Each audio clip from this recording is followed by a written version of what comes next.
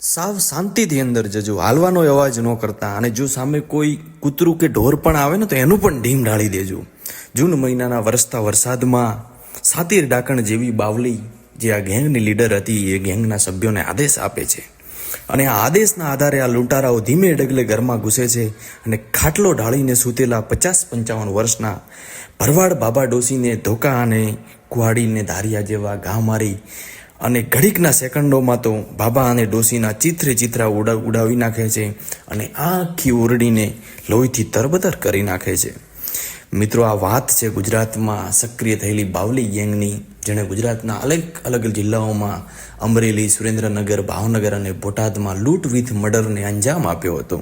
અને ગેંગની જે મોડર્સ ઓપરેન્ડી હતી એના થકી એણે કેટલાય લોકોનો જીવ લીધો હતો. આખરે ગુજરાતના સક્રિય આઈપીએસ નિર્લિપ્ત રાયના કુનેહપૂર્વક આ કેસનું સમાધાન આવે છે અને આ હત્યારાઓ જેલે પૂરાય છે. મિત્રો, આજના વિડીયોના માધ્યમથી આપણે જાણીશું કે શું હતી આ ગેંગની મોડસ ઓપરેન્ડી અને કઈ રીતે આઈપીએસ નિર્લિપ્ત રાય પોતાની સૂઝબૂઝથી આ કેસને સોલ્વ કરી અને હત્યારાઓ આ જે સિરિયલ કિલરો હતા એને પકડવામાં આવે છે. મિત્રો, વાત છે 2019ની અમરેલી જિલ્લામાં તરખાટ મચાવનારી બાવલી ગેંગની.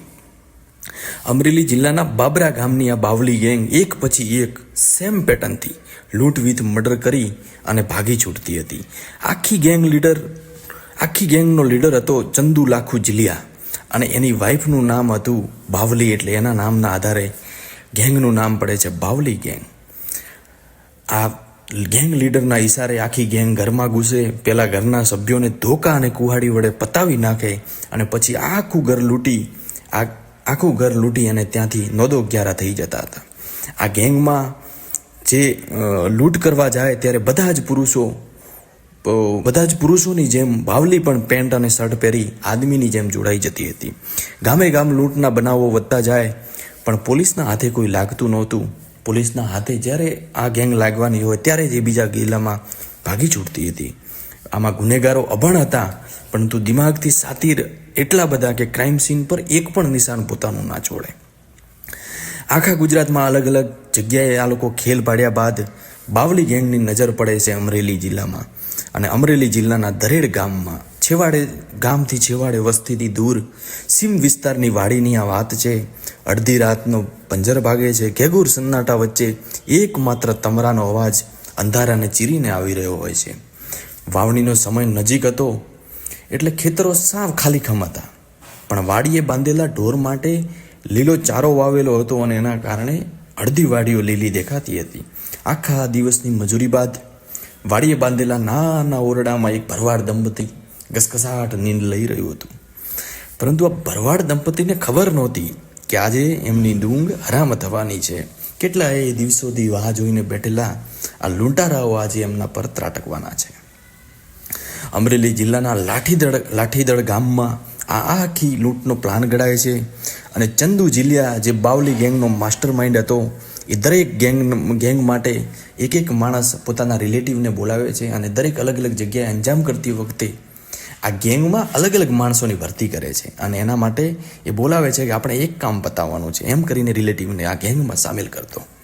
આ ગેંગનો પ્લાન પણ પોતે બનાવે, કઈ રીતે હત્યા કરવી, કઈ રીતે લૂંટ કરવી અને એક્ઝિક્યુશન પણ પોતે કરતો. એટલે સમગ્ર ટીમનો લીડર પોતે હતો. પરંતુ આ વખતે પોતે લૂંટ માટે 5 લોકોને ભેગા કરે છે. એમાં ચંદુ લખુ જીલિયા, ચંદુની વાઈફ બાવલી, દીકરો વિસુ, જમાઈ ફલજી સાઢમિયા અને હળિયાદ ગામનો કિશન વાઘેલા.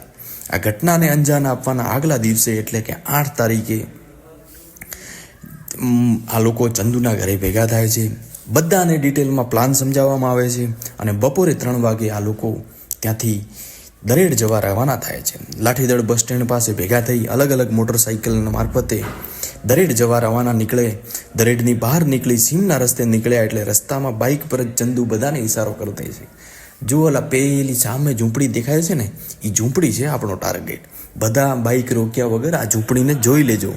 આપણે રાતે અહીંયા ફરીથી આવવાનું છે અને અહીંથી જ કામ પતાવવાનું છે.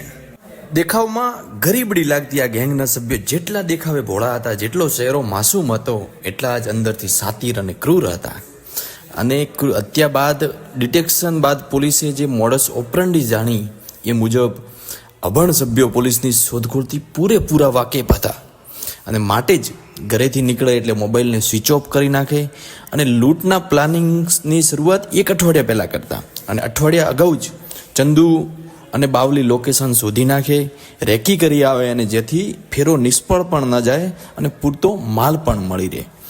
ક્રાઇમ કરવાનો હોય એના આગલા દિવસે જરૂરિયાત મુજબના સંબંધીઓને બોલાવી લે અને ગેંગ બનાવે અને જે ઝૂંપડીને ટાર્ગેટ કરવાનું હોય એ ઝૂંપડીની બહાર જઈ વણઝારાની જેમ ડેરો નાખી અને ત્યાં જતી વખતે ઘરેથી કોઈ પણ વસ્તુ ના લઈ જાય અને ત્યાં જઈને જ હથિયારો બનાવે. હથિયારો પણ ઘરેથી ના લઈ જાય.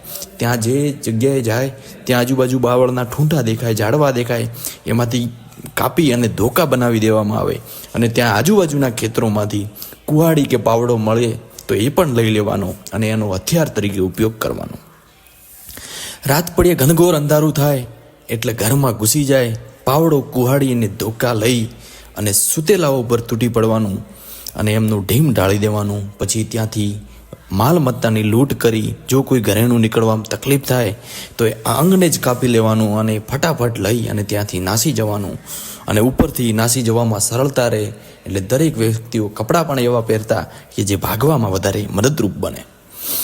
મિત્રો, 8 જૂન 2019નો દિવસ દરેડ ગામની સીમ અને આ ડોસા ડોસીને વિશ્વાસમાં લઈને રાતે 5 લોકો વાડી પાસેના અવરડા પાસે વાળું કરવા માટે ચૂલો માંડે છે. જમી કારવી વહેલી સાંજે 5 જણા સૂઈ જાય અને ઉપરથી આ બિચારા ડોસા ડોસી તો એટલા ભોળા કે આ 5 જણાને પૂછે પણ છે કે છોરાઓ કંઈ જોઈતું હોય ને તો કહેજો હો. અને આ ડાયાભાઈ અને જીલુબેન સિરોલિયા માટે આજનો આ કાળના ચોગડિયાની શરૂઆત થાય છે. 5 રાક્ષસોએ પોતાના કાળ નેત્ર ખોલી નાખ્યા છે. સવારે ક્યાંક ફરવા જવા માટે બાળકો જેમ વહેલા ઉઠી જાય ને એમ આ લોકો પોતાના કામે વળગવા માટે 5 જણા ઝૂંપડી પાસે પહોંચી ગયા. વિસુ અને કિશન ઝૂંપડીની અંદર નજર નાખવા ગયા. સામે કોઈ પ્રહાર ન થાય એટલે ડાયાભાઈ પાસે પડેલો ધોકો અને ટોર્ચ પણ બહાર લઈને આવ્યા. દરમિયાન ચંદુ અને તેમનો જમાઈ ફલજી દરવાજા પાસે જઈ ધ્યાન રાખી ઊભા રહ્યા હતા અને જીલિયા સાડી ઉતારી પેન્ટ અને શર્ટ પહેરી ટનાટન તૈયાર થઈ ગઈ હતી. ફલજીએ કુહાડી ઉપાડી, ચંદુ અને વિસન અને કિશન આ 3 જણા ધોકો ઉપાડે છે અને જીલિયા પોતાની શર્ટની બાયો વાળે છે. ઝૂંપડીમાં ઘૂસતા જ વિસુ ડાબી બાજુએથી ડાયાભાઈ જે ભરવાડ હતા એમની પાસે જઈ ધોકો પોતાના માથા પાસે લઈ બરોબર એમના નાકના ભાગમાં ધોકાનો ઘા કરે છે, જેનાથી ડાયાભાઈ અર્ધબેભાન અવસ્થામાં આવી જાય છે. બીજુ બાજુ ડોસીને પતાવવા માટે ફલજી તેની કુહાડીનો પાછલો ભાગ જીલુબેનના મોઢા પર ઝીકે છે અને જીલિયા પોતાના ઢીંકા અને વાટુથી આ બંને દંપતીઓને માર મારે છે. થોડીક વારમાં ભડવીર ડાલામાં હતા ડાયાભાઈ ભરવાડ પોતાનો હાથ ઊંચો થાય એ પહેલાં તો બેભાન થઈને પડી જાય છે. આ 5 જે ખૂંખાર હત્યારાઓ હતા એ 5 મળી અને આ ભરવાડ દંપતીને તેના ખાટલા સાથે બાંધી દે છે અને ધમકાવે છે કે જો ચૂં કે ચા થયું ને તો સાવ મારી નાખશું.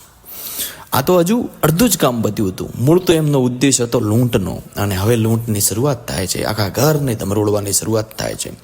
આખા ઘરમાં લૂંટ પચાવવાની શરૂઆત થઈ. ડાયાભાઈના હાથના ચાંદીના કડલા, કેળનો ચાંદીનો કંદોરો, જીલુબેનના પગના ચાંદીના કડલા સહિતના શરીરે પહેરેલા જેટલું પણ સોનું અને ચાંદી મળ્યું એ બધું જ કાઢી લીધું. કબાટ ફંફોળ્યું, એમાં પડેલું સોનું અને ચાંદી લીધા, 42,000 રોકડા લીધા અને ત્યાં સુધી કે ઘરમાં પડેલા મોટા વાડકા અને કેરીઓ પણ લૂંટી લીધી. બાજુમાં જ્યાં રોકાયા હતા એ જગ્યાએ હવેડા પાસે પહોંચી અને 5 જણા સેલિબ્રેશન કરે છે, કેરીઓ ખાય છે અને પછી પોતાના મૂળ વતન લાઠીદળ જવા રવાના થાય છે. અહીં આ કેસમાં પહેલી વખત એવું બને છે કે દંપતીનું મોત નિપજતું નથી. બંને ગંભીર હાલતમાં એ ઓરડામાં ખાટલે બાંધેલા પડ્યા હોય છે. બીજી બાજુ એમનો દીકરો જે શહેરમાં રહેતો હતો એ 2 દિવસથી એમના માતા પિતા જોડે ફોન પર વાત કરવા પ્રયાસ કરી રહ્યો હતો, પરંતુ ફોનથી કોઈ સંપર્ક થતો નહોતો. એટલે દીકરો દોડી આવે છે ઘરે અને પોતાના સીમમાં રહેલા ઝૂંપડાએ પહોંચે છે. તેને જઈને દરવાજો ખોલે છે ત્યાં તો પોતે દીકરાની આંખો ખુલ્લીની ખુલ્લી રહી જાય છે. પોતાના મા બાપને બેધાન અવસ્થામાં એ ઘરમાં પડેલા જોવે છે. ફટાફટ 108ને બોલાવે છે. 108ને બોલાવી પોતાના માતા પિતાને હોસ્પિટલે લઈ જાય છે અને પછી નીકળે છે અમરેલી પોલીસ. અમરેલીના એસપીના દરવાજા ખટખટાવે છે અને જાણ કરે છે કે સાહેબ, અમારે ન્યાય જોઈએ છે. અમારા મા બાપને કોઈ અર્ધમુઆ કરી અને ઘરેથી કોઈક લૂંટ કરી અને જતું રહ્યું છે. અમરેલી એસપી એક એક્ટિવ અને સક્રિય એસપી તરીકે એ વખતે ગુજરાતભરમાં એમનું નામ ચર્ચામાં. એટલે કેસની ગંભીરતાને ધ્યાને લેતા અમરેલી એસપી ખુદ એ ગામમાં દોડી આવે છે. ક્રાઇમ સીન પર જોઈ અને ઘટનાની ગંભીરતા જોતા પાછા અમરેલી ફરી અને એક એસઆઈટીની રચના કરે છે અને એસઆઈટીના હેડ તરીકે પીએસઆઈ કરમટાને નીમવામાં આવે છે અને આખી તપાસ એમના સિરે સોંપવામાં આવે છે. 1 દિવસ જાય છે, 2 દિવસ જાય છે, 3 દિવસ જાય છે, પણ ઘટનાનો કોઈ તાગ મળતો નથી. ફરીથી એસપી એ એસઆઈટીને બોલાવી અધિકારીઓને ખખડાવે છે અને તપાસના દોરને વધુ મજબૂત કરવા માટે આદેશ આપે છે. થોડાક દિવસો પછી પીએસઆઈ કરમટાના ધ્યાને એક વાત આવે છે કે આ લૂંટમાં 2 મોબાઈલ પણ ચોરાયા હતા. એટલે ત્યાંથી કેસનો જે તપાસનો દોર હતો એ બીજી બાજુ જાય છે અને મોબાઈલના જે ટ્રેસ હતો એ મોબાઈલને ટ્રેસ કરવા મૂકવામાં આવે છે. કયું સિમ કાર્ડ છે એ સિમ કાર્ડના આધારે લોકેશન કાઢવામાં આવે છે અને પોલીસની ટીમ એ સિમ કાર્ડમાંથી મળેલા લોકેશનના આધારે ઘટના સ્થળે પહોંચે છે. ત્યાં તો સાવ બંધ ઓરડી મળે છે. આજુબાજુના વિસ્તારમાં રહેતા વસવાટ કરતા લોકોને પૂછવામાં આવે કે અહીંયા કોણ રહે છે, કયો ભાઈ છે, કઈ બેન છે, અત્યારે ક્યાં છે, તો જાણવા મળે છે કે એ મૂળ સુરેન્દ્રનગર પોતાના સસુરાલે મળવા ગયા છે. એટલે પોલીસની ટીમ એના સાસરે પહોંચે છે અને ત્યાં જઈ અને એક ઓરડીનો દરવાજો ખટખટાવે છે તો સામે એક નબળી પૂતળી શ્રમિક બાઈ નજરે ચડે છે અને ઘરે અંદર દોરડીમાં ડોક્યું કરતા પોલીસને 7 શ્રમિકો સૂતા નજરે ચડે છે. આજુબાજુના વિસ્તારમાં નજર કરતાં કંઈ નજરે ચડતું નથી, કંઈ ક્રાઇમ સીન જેવું લાગતું નથી, કંઈ લૂંટેરા જેવું લાગતું નથી, પરંતુ પેલા જે 7 જણા સૂતા હતા ઘસઘસાટ ઊંઘમાં એ સફાળા જાગે છે અને એમના જે ચહેરો હતો એ કંઈક અજુગતું થયાનું નિર્દેશ આપી રહ્યું હતું. પીઆઈ અને પીએસઆઈ બંને બહાર આવે છે, વાત કરે છે કે અહીંયા કાંઈ એવું લાગતું નથી, પણ આ બધાના ચહેરા કેમ આવું કહે છે. થોડીક વિગતે તપાસ કરે કોન્સ્ટેબલોની ટીમોને બોલાવવામાં આવે છે અને જોવામાં આવે છે તો ત્યાં બાજુમાં એક ખાડો ખોદેલો નજરે ચડે છે. એ ખાડાને વધારે ખોદાવવામાં આવે કોન્સ્ટેબલની ટીમ દ્વારા તો અંદરથી મોબાઈલ, અંદરથી કેળનો કંદોરો, હાથના કડલા, પગના કડલા વગેરે ચાંદીના ઘરેણા મળી આવે છે. બધાને ઉઠાવીને જેલ ભેગા કરવામાં આવે છે. કોર્ટમાંથી રિમાન્ડ લઈ એકની કસ્ટડીમાં પૂછપરછ કરવામાં આવતા વિગતે અહેવાલ નીકળે છે કે આ લોકોએ આ જે ટીમ હતી જે ખૂંખાર લૂંટ વિથ મર્ડરનો અંજામ આપનારી ટીમ એને ન માત્ર આ અમરેલીમાં પરંતુ એમને ભાવનગર, સુરેન્દ્રનગર અને બોટાદ જેવા જિલ્લાઓમાં પણ લૂંટને અંજામ આપ્યો હતો. ન માત્ર લૂંટ પરંતુ લૂંટ વિથ મર્ડરનો અંજામ પણ આપ્યો હતો. વિગતવાર કેસની પૂછપરછ કરતાં ખબર પડે છે કે રસ્તામાં જ્યારે લૂંટ કરવા જતા અને રસ્તામાં જો કૂતરું ભસવાનો અવાજ પણ આવે ને તો કૂતરાને પણ મારી નાખતા અને કૂતરાનો પણ ઢીમ ઢાળી દેતા.